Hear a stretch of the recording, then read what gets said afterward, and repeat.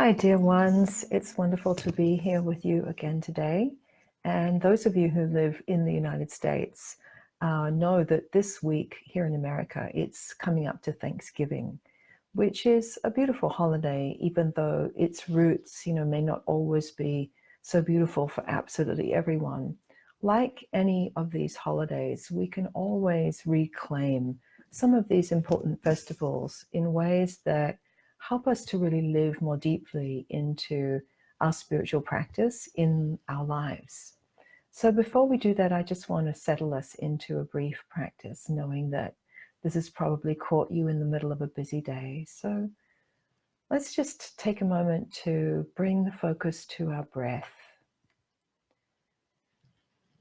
It can be that simple as being aware that each inhale is really a gift. And each inhale brings oxygen and the force of life deeper into us and invites us just to be here. Welcomes us into life as it is right now. Welcomes us to take in goodness. And each exhale invites us just to let go. To let go of whatever's not needed in the now.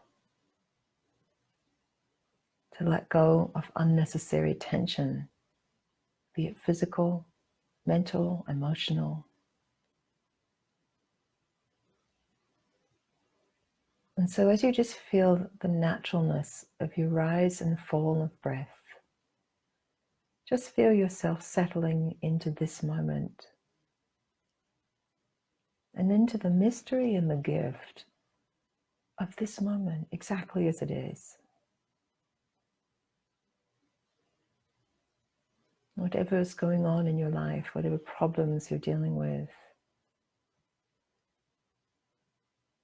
there's also the goodness that's here. The love of close friends and family. The love of my presence that's here with you. Just inviting you to recognize and remember. And the love that pulses within your own heart, that makes you even interested to engage some kind of spiritual, powerful practice.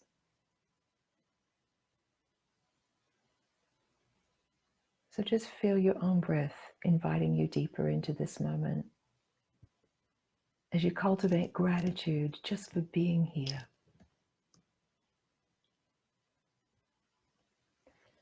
So another Hindu sage whose beautiful presence and teachings had a big influence on me at the beginning of my spiritual path, he was called Ramakrishna, said the following, that you can tell how awake someone is by how grateful they are for the gifts of their life. I think that's a really important truth. And particularly when we understand that the nature of ego is always resistance, always a feeling of deprivation, always a feeling of not having. And of course, that is what drives so much of the rampant materialism and the seeking that leads to some ugly behavior in our world, both on personal levels and also on collective levels. So gratitude is something that all of the great spiritual teachings have understood as a really important practice, a really important way that we can cultivate an attitude as we go through ordinary life that helps us to keep our heart open and helps us to take in the good things, the blessings of life as they arrive on our doorstep, and to actually receive the nourishment from the blessings that arrive. So gratitude is something that really helps us to stay close to the fact of grace in our life. So it helps us to see that grace, that mysterious divine presence that brings goodness and beauty and inspiration and all things that are healing and helpful, helps us to remember, isn't something that we reach for. It's not just a lofty state that we might attain at if we transcend enough. that grace really is something that we recognize. And I write about this deeply in my book, The Way of Grace. And I hope this is becoming more and more apparent to you as you read and work with the practices it contains, because that's the most important foundation, really, is for us to recognize that goodness, love, support, inherent intelligence, everything that we truly need is actually always here, that it's foundational to life, that everything that we truly need to flourish and thrive has a way of arriving into our lives, and often in ways we're not looking for or expect. So one of the invitations to help us to really recognize grace and to relax into it is to learn how to say yes rather than no to what's happening. The ego's nature is resistance. It's saying, no, I don't like this. I want something different. I want it to look like this, not that. I want more rather than what is. And if we indulge in that kind of way of being, it takes us further and further away from the source of where nourishment and love and all that we need actually abides, which is within us in our own heart. And it's a way that our ego is constantly denying the goodness and the love and the nourishment and refusing to take it in. So even though your life may have stressful or difficult features in it, and in a way, that's part of the nature of life, there's always problems or challenges. When we look more deeply, we see that the fundamental ground of everything is this loving mystery, this loving creativity, this loving intelligence, and that it has a mysterious way of working on us, going to work on us, sometimes by asking us to let things go, to let go of an outworn habit or way of being or an outworn way of doing things. And so it's helpful to say yes when that's what's happening in your life, to recognize that grace is always trying to move you and your life in the direction that helps you to evolve and be truly peaceful and happy and content.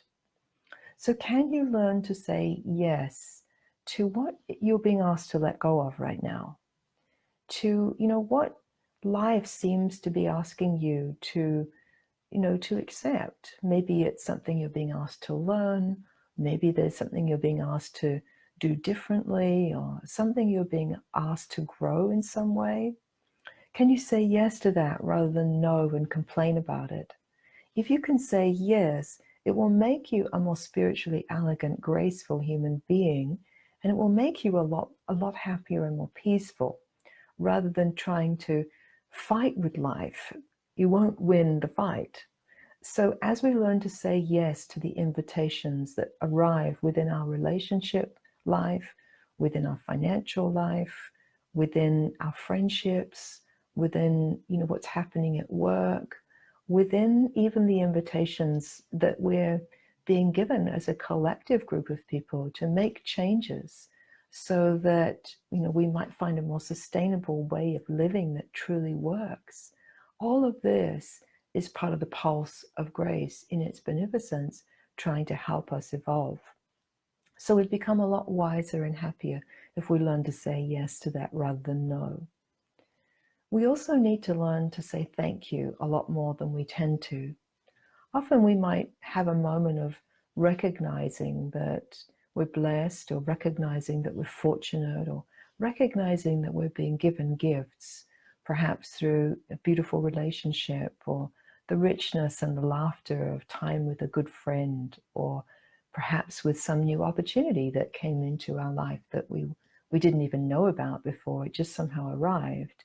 Or perhaps with the sweetness of spending time with our pets or our children, or relishing a walk in nature.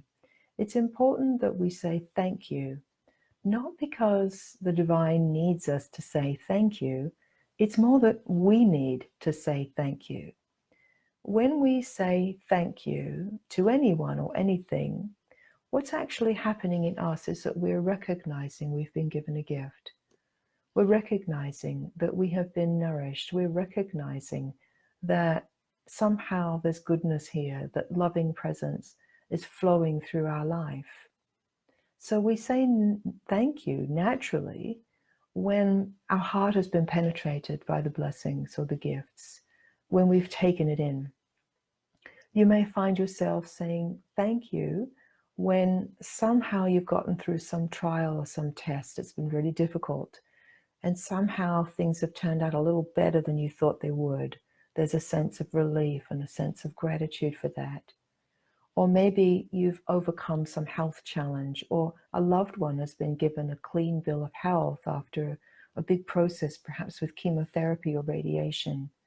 There's a natural gratitude that arrives when we realize that mysteriously, somehow, we have been blessed. We have been given support in some way, even though it's been mysterious the way it's come. And life is often like that.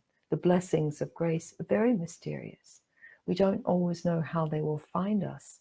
Often they present themselves in ways that are different than what we expected. So it's important as we learn to say yes and to take in and recognize the blessings and to say thank you, to acknowledge them. It's a way that we circulate the felt experience of grace within us.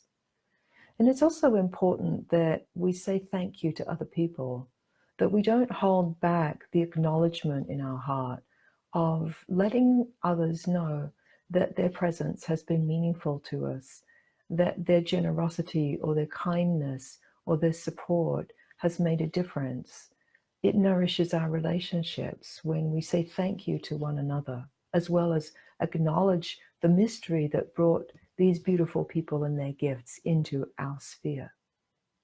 And it's also important that we thank ourselves, that we can acknowledge ourselves for, the tenacity or the patience that we might have had to apply to get through something that required us to step up in some new way.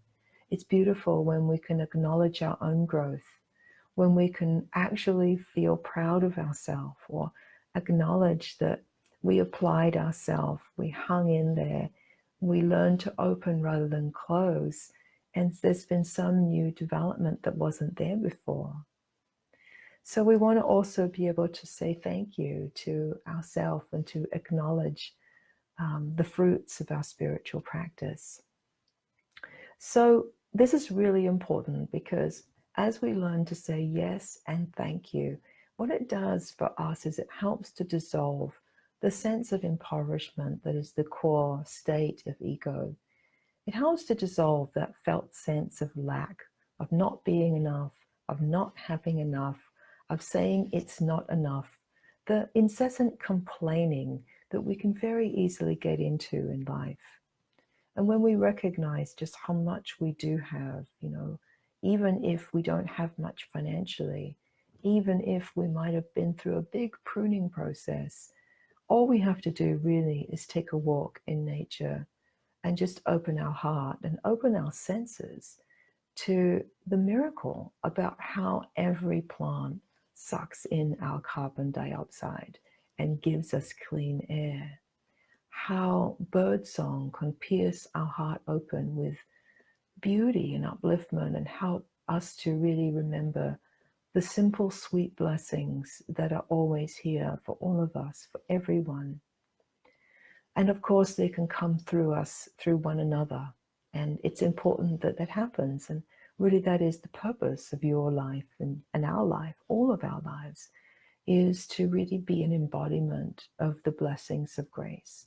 In the same way that a fountain extends its water, its nourishing liquid out from itself, but then it draws that water, that nourishment back up through the central channel and it recirculates over and over again. The more you learn to engage that spiritual muscle of gratitude by recognizing the blessings and the goodness and the love and the gifts that arrive in your life in so many ways and say thank you for them, what it does is it brings more fulfillment into your experience. And it makes you a lot more fulfilling to be around. There's a radiance and a circulation of the nectars inside of you that will certainly make you be much more appreciative of life and much fuller and more abundant internally. So another thing I wanted to say is that there's also a line of inquiry that can really help to let this go to another level. And that inquiry is, what's it like in body, heart, mind when you recognize you are blessed? I'll say that again. What's it like in body, heart, and mind when you recognize you are blessed? So this question is a beautiful one because it points your attention into the present moment, into exploring your experience in the present moment, somatically, energetically, on an emotional heart level, and also in terms of your understanding and your awareness, when you recognize that you're blessed. So it'll help you expand into the felt sense of being blessed, and to let that felt sense of being blessed not just be something that's a concept, not just be some nice kind of hallmarky idea, but how it actually affects your body, how it affects the way you carry yourself, how it affects the way you walk through this world, how it actually feeds and nourishes your tissues and your bones. So what's it like in the heart? How do you actually feel when you let the fact of the blessings of your life really penetrate your heart? I know that word penetration is a little edgy, but it's actually important that we allow our being to be penetrated. We allow our heart to be penetrated. The risk, of course, in this is that it might make us more vulnerable. But if you've been hanging around me, reading my book or these teachings, you'll surely understand by now that as we go towards our vulnerability with presence and we learn to stay in our body, the only thing that happens is that we become more permeable to all sorts of good things, to deeper states of grace. So when we let this question into our heart, what's it like in the heart when we recognize we're blessed? You might start to feel incredibly full. You might start to feel that your heart is way bigger than your body. It may feel like it might burst or really open up in some exponential way. And you might start feeling it's an intense sense of, kindness and fullness. And you might start to feel really generous, as if you want to give back. And of course, that's part of the miracle of this kind of line of inquiry, is not only does it help the state of gratitude to really open up fully, and the recognition of grace in our life, goodness in our life, gifts in our life, nourishment in our life, but it also then makes that pour forth from us. So just like a fountain recirculates and shares its nectars, your heart becomes fountainous.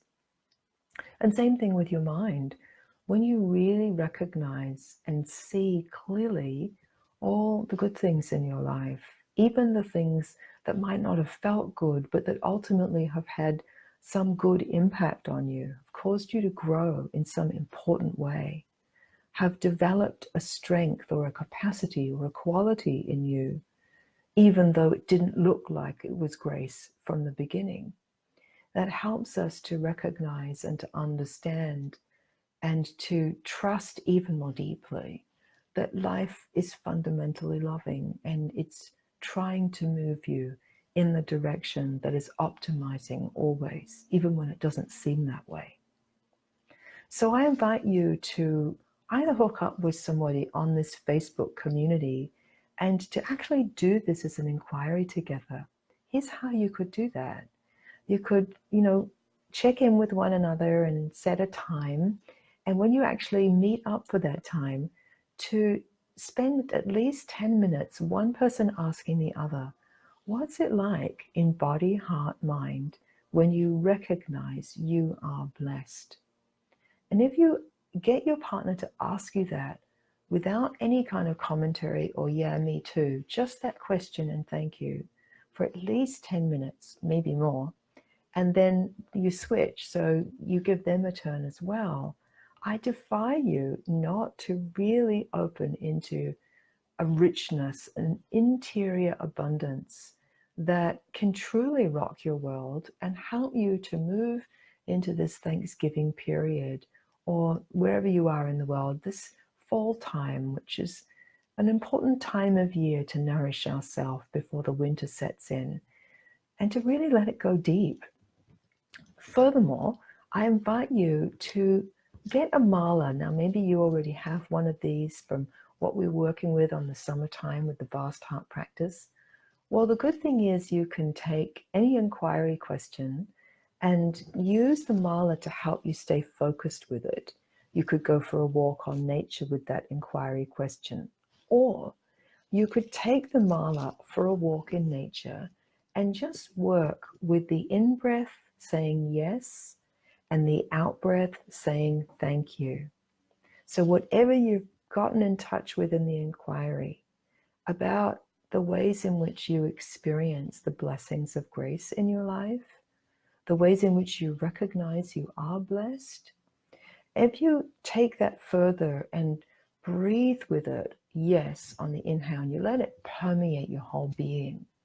I was out on a walk this morning and I was walking up my hill. It's not the most beautiful hill in the world, but I love it. And as I'm walking, I'm just receiving, drinking through the soles of my feet, drinking in the nourishing goodness of the trees and the rocks and the plants and the animals that I encounter, recognizing that these aren't just things, everything is alive with nourishing goodness.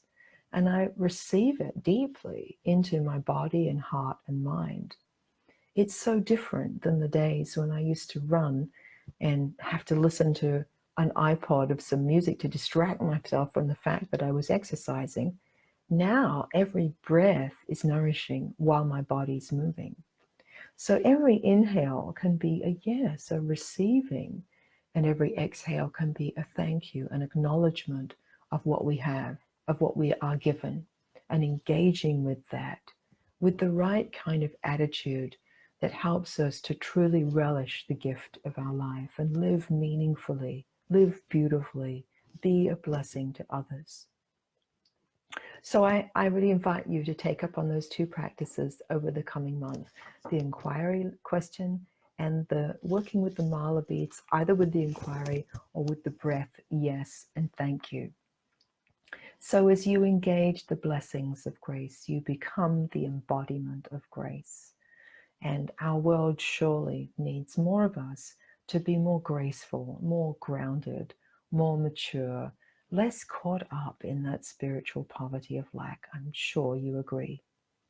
So lastly, I just want to end this little broadcast by saying my thanks to you, because it just enriches me so much to receive feedback from many of you who are sharing the way that this book, The Way of Grace, has been making a difference in your life and helping you get more traction on your spiritual path. It truly wakes me up in the morning to receive feedback from you and to know that it's helping you to walk the path with more depth and substance, and to truly heal in the places where you need to heal and grow deeper and wiser and stronger and clearer. So I want to say a very specific thank you also to anyone who has come to retreats in this year, or who's done online programs with me, or worked with me as part of my Sangha. It's your engagement with these teachings that really inspire me. And this really is a two-way loop, because it's your questions and your grapplings, when they're sincere, that I sit with in meditation, and I open myself to see what practices and deeper nuances of inquiry can really help to address those things where, where your sincerity is. So I'm deeply grateful to you. And I'm also deeply grateful to Jenny Granger, who helps to run this Facebook page and so many parts of my operation these days. And if you haven't already seen Jenny or engaged with her, you've already been engaging with her, because she's right at the core of all of this work. So Jenny, thank you, thank you, Thank you. So may together we live into the grace of gratitude in our life over this Thanksgiving period and into the holiday season, and nourish ourselves deeply and fully the best we can. Thank you, and have a beautiful evening.